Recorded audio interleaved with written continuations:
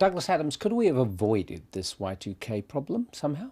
Well, it does seem to me to be extraordinary that the computer industry, which of all industries in the world is the most focused on the future and how's the future going to develop, where are we going, is the one industry that failed to predict that the century was going to end. I mean, it doesn't give you a great deal of confidence, does it? The other thing, of course, we failed to predict, I mean, going back about 5 or 6 years ago, was the coming of the World Wide Web, which, of course, now is the computer industry. But no, I think it was, yes, we certainly should have avoided it. It makes you worry about, things. There are other things we know are going to happen one day. I mean, like that the sun will explode. I know it's 4 billion years away, but, I wish I had a little bit more confidence that we would actually get our act together before then and find some other way of of dealing with things. Well, the problem is it's going to cost us, the world, trillions of dollars, yes, perhaps. Absolutely. We really need to be more cautious next century. Well, we don't know. Of course, one hears such widely diverging claims as to what's going to happen, on January the 1st. You do know that in China it's not going to be a problem. Do you know this thing they've done in China? No. Which is that all the airline chiefs are required by law to travel by air on January to fly the 1st. That night, yeah. Yes. They've probably got quite a lot of airline chiefs. Yeah. But talking about building a better mousetrap, you've built a better book. In other words, Starship Titanic, which is an interactive. That's right. You've got all those voices, those hundreds of thousands of lives. Why? What happened? Was it successful?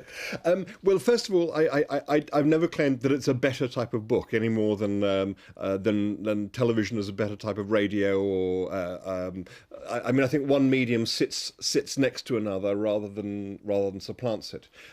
So I think there are all sorts of things that the interactive medium can do that books can't. But at the end of the day, there's one little bit of arithmetic that I can't help but notice, which is that many years ago, I did a game based on The Hitchhiker's Guide to the Galaxy, and that was in the days of text-only adventure games.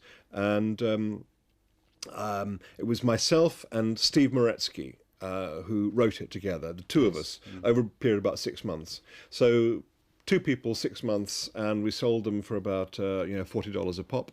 That's American dollars, and sold about 250,000 of them. Starship Titanic took about 20 or 30 people 2 years and sold for about $40 a pop, and we will probably end up selling about 250,000 of them. And you think, the arithmetic is slightly off here, isn't it? Yes. So it's a game, not a novel.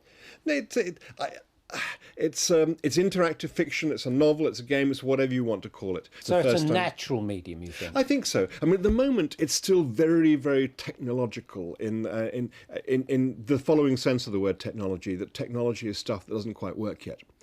I've noticed. No, well, you see, the thing is, Bran Ferren actually makes this point. He says that a chair used to be technology when we were still trying to figure it out. Now that we've got a chair down, we no longer think of it as technology. We just think of it as a chair.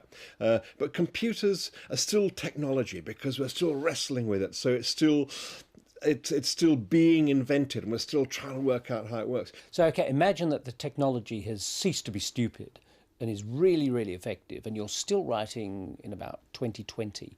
What might this new medium be like? My feeling is that if you cast all this forward, then something fundamentally different will change, which is that at the moment we tend to see these games, these interactive fictions, whatever you want to call them, as being things that happen between a player and a machine, a prepared machine, a program machine. Whereas I think what will happen is gradually the machine comes out of it, or merely becomes the medium through which other people play with other people. So it becomes like a kind of forum where role-playing or whatever it is. I mean, I'm sure that there's a world of game interaction that you or I almost wouldn't recognise because it's going to be so different from anything we know now. Would it be almost as if you're there with the characters?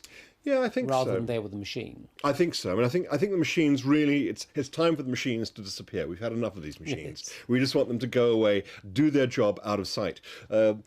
I mean, many years ago, I remember we were all supposed to get very excited about electric motors. We were all meant to be electric motor literate, and you would see pictures of sort of the house of the future, which have a giant electric motor up in the roof, and there would be belts going around driving machines, and everybody would have to sort of think about torque values and all this kind of stuff. But none of that happened because essentially the electric motor disappears into everything we use. We never think about electric motors. We never see them, and that's what the computer's got to do. It's got to disappear into all the things that we use and make them smarter and more intelligent, and just get the hell out of the way.